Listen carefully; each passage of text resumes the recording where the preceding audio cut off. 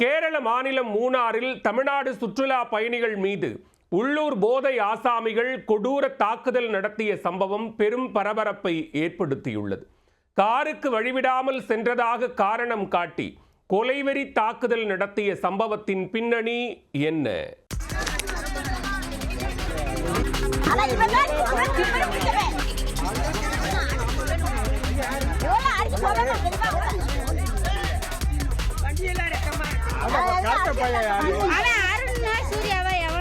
சுற்றுலா வந்தவர்களை மூணாறு லோக்கல் இளைஞர்கள் போதையில் கண்மூடித்தனமாக தாக்கும் பகீர் காட்சிகள் தான் இது.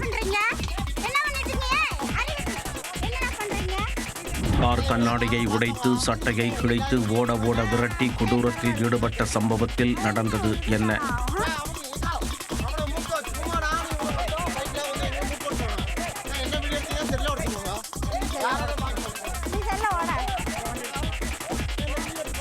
கேரள மாநிலம் மூணாறில் எவ்வளவு இயற்கை அழகு உண்டோ அவ்வளவு குற்றமும் உண்டு.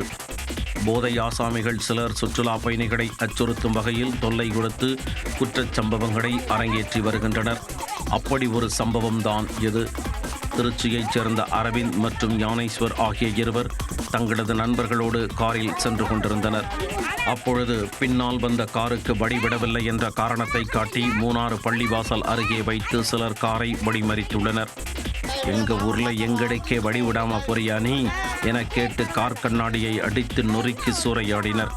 மேலும் காரில் இருந்த அரவிந்த் ஞானேஸ்வர் இருவர் மீதும் ஆக்ரோஷ தாக்குதல் நடத்தியவர்கள் இளைஞர்களை சட்டையை கிழித்து முட்டி போட வைத்து வரிச் செயலில் ஈடுபட்டனர்.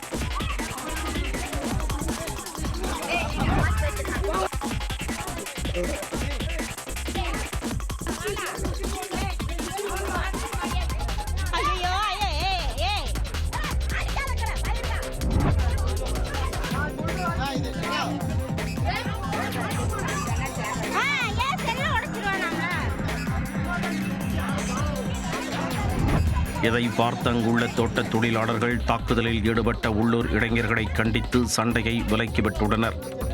பின்னர் இச்சம்பவம் குறித்து மூணார் காவல் நிலையத்தில் புகார் அளிக்க உள்ளூர் இளைஞர்களான கௌஷிக், அருண், சுரேஷ் ஆகிய மூவரையும் கைது செய்து கொலை முயற்சி வழக்கில் சிறையில் அடைத்தனர்.